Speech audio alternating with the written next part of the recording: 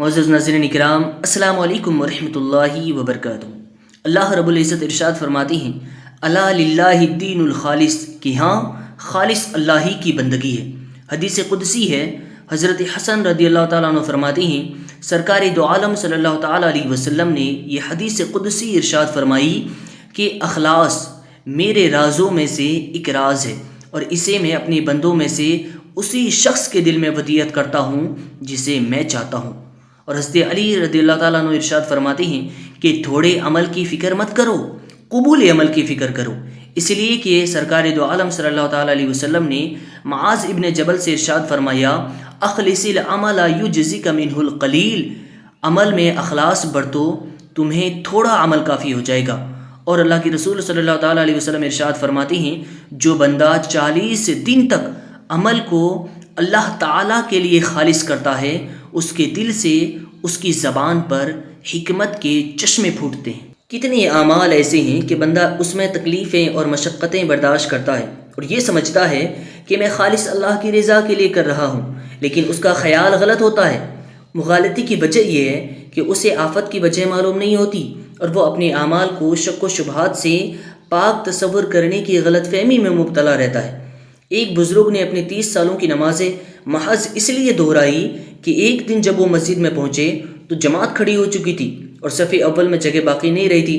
مجبوراً انہیں دوسری صف میں نماز پڑھنی پڑی۔ اس پر انہوں نے شرم محسوس کی۔ اس واقعے کے بعد ہی ان کے دل میں خیال پیدا ہوا کہ میں صف اول میں اس لیے نماز پڑھتا تھا کہ لوگ مجھے دیکھتے تھے اور مجھے ان کے دیکھنے سے خوشی ملتی تھی، اسی لیے آج دوسری صف میں کھڑا ہونے پر مجھے شرم محسوس ہو رہی ہے۔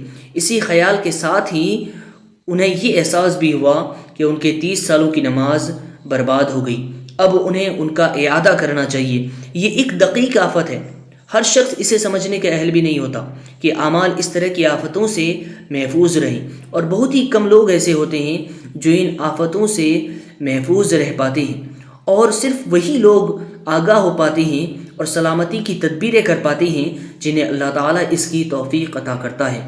غافل دیکھیں گے کہ آخرت میں ان کے تمام نیکیاں گناہوں کا پیکر اختیار کر چکی ہیں۔ قرآن کریم کی ان آیات میں وہی لوگ مراد ہیں۔ وَبَدَا لَهُم مِّنَ اللَّهِ مَا لَمْ يَكُونُوا يَحْتَسِبُونَ، کہ اور انہیں اللہ کی طرف سے وہ بات ظاہر ہوئی جو ان کے خیال میں نہ تھی۔ قُلْ هَلْ نُنَبِّئُكُم بِالْأَخْسَرِينَ أَعْمَالًا، تم فرماؤ کیا ہم تمہیں بتا دیں کہ سب سے بڑھ کر ناقص عمل کن کے ہیں؟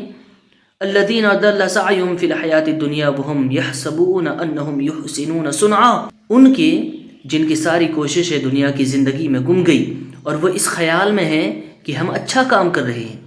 سرکار دو عالم صلی اللہ علیہ وسلم ارشاد فرماتے ہیں، ان تقول ربی اللہ ثم تستقیم کما امرت، یہ کہ تو کہے اللہ میرا رب ہے پھر ثابت قدم رہے جیسا کہ تجھے حکم دیا گیا ہے، یعنی نہ تو اپنی نفسانی خواہشات کی عبادت کر اور نہ اپنے نفس کی پرستش کر، صرف اپنے رب کی عبادت کر اور اس میں ثابت قدم رہ جس طرح ثابت قدم رہنے کا حکم ہے۔